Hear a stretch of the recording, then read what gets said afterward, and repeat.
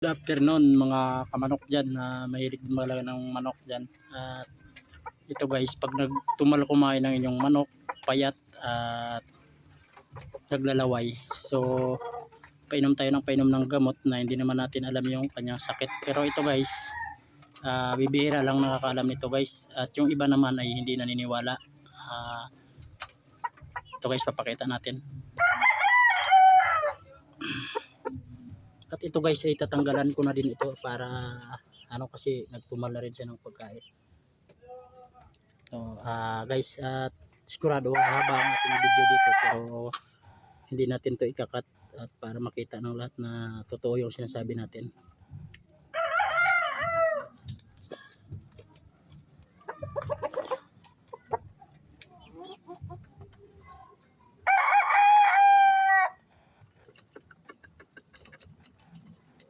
Ang tawag dito guys ay pipita. So, guys, sa dila. So tatanggalin natin yung kanyang pipita guys.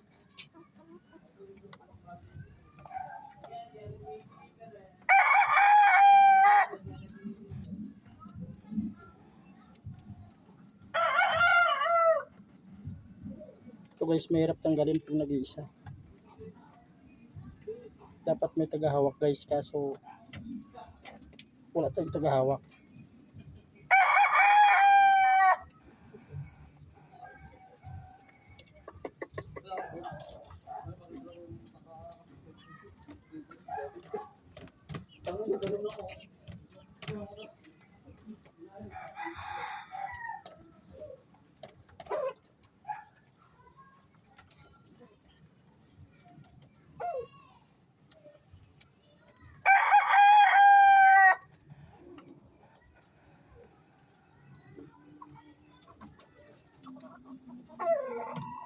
Tanya naman guys, napakahirap tanggalin.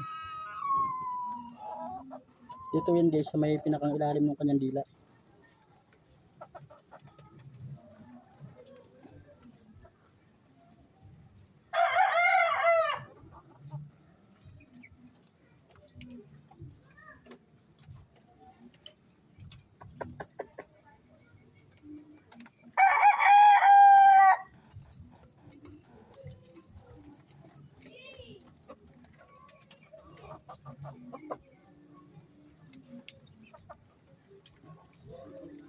At ito guys ay bibihira lang ang nakakaalam nito guys.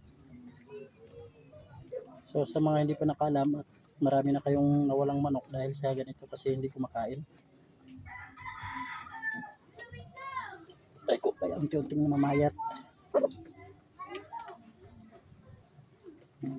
Yan guys, at napakahaba ng ating video pero sisikapin natin na maipakita ito.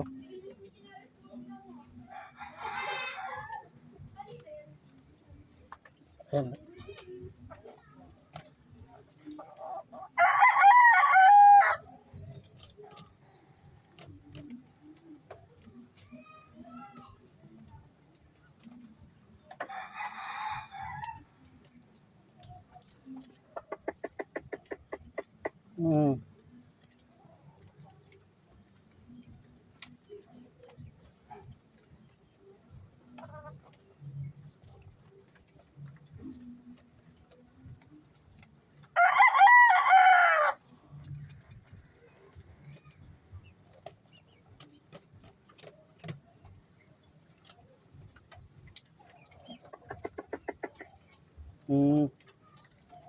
So, kaya guys ay, hindi natanggal pero malapit na guys.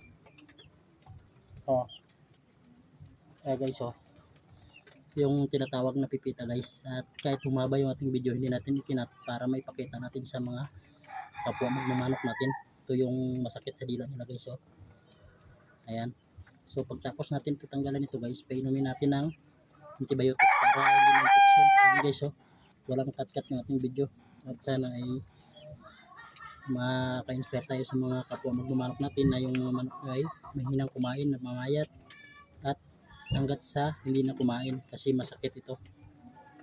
So thank you for watching at sana ay nakabigay tayo ng kaalaman sa mga kapwa natin magmamanok.